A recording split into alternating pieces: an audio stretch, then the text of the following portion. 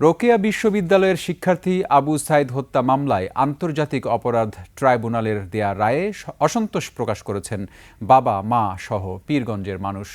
অনেক অপরাধীর দণ্ড লঘু হয়েছে দাবি করে রায়ে ক্ষোভ ও হতাশার কথা জানান সহপাঠী ও সহযোদ্ধারা।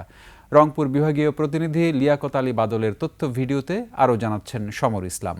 72 ঘন্টা ময়েশ্চার লক সমৃদ্ধ লিলি বডি ওয়াশ, শিয়া বাটারের গুডনেস স্কিন রিপেয়ার করে রাখে সফট ও গ্লোয়িং। 2024 সালে কোটা বিরোধী আন্দোলন চলার সময় 16 জুলাই রংপুরে পুলিশের গুলিতে নিহত হন বেগম রোকেয়া বিশ্ববিদ্যালয়ের ইংরেজি বিভাগের শিক্ষার্থী আবু সাইদ। বুক পেতে বুলেটবিদ্ধ হয়ে আবু সাইদের মৃত্যুর ঘটনা ছিল জুলাই অভ্যুত্থানের অন্যতম টার্নিং পয়েন্ট।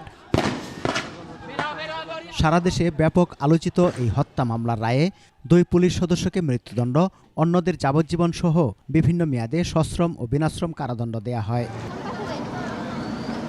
রায় ঘোষণার পরপরে শহীদ আবু সাইদের বাবা মা বলেন, শুধু 2 জনের ফাঁসির রায় দেয়া হলেও অন্যদের লঘু শাস্তি দেয়া হয়েছে। এতে আমি সন্তুষ্ট নই, আরো লোকের ফাঁসি হওয়া উচিত ছিল।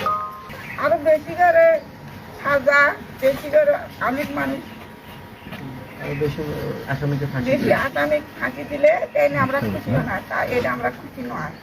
রায়ে অসন্তোষ জানিয়ে ক্ষোভ প্রকাশ করেছেন তার সহযোদ্ধা ও সহপাঠীরাও।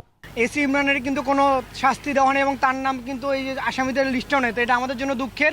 কারো 10 বছর, কারো 5 বছর। আমরা আশা করেছিলাম যে সাজা আরো অনেক বেশি হবে, কিন্তু আমরা এই ব্যাপারে খুবই হতাশ। এই রায়ে যাদেরকে সর্বোচ্চ শাস্তি নির্ধারণ করা হয়েছে, দ্রুতই যেন তাদের শাস্তি কার্যকর করা হয়।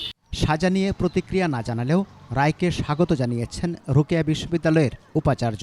তাদের শাস্তি কি হওয়া উচিত ছিল সেটা তার সহযোদ্ধারা বলতে পারবে। আমি মনে করি রায়ে আমি যে বিষয়টা গুরুত্ব দেব, তাদের কাছ থেকে যদি আপনারা জানা ভালো হবে। আমি আজকে প্রত্যাশিত রায়টার জন্য আমি সন্তুষ্ট। রায় নিয়ে রোকেয়া বিশ্ববিদ্যালয় ক্যাম্পাসে শিক্ষার্থীদের মাঝে হতাশা ও চাপা ক্ষোভ বিরাজ করছে। সমর ইসলাম, 21 টেলিভিশন।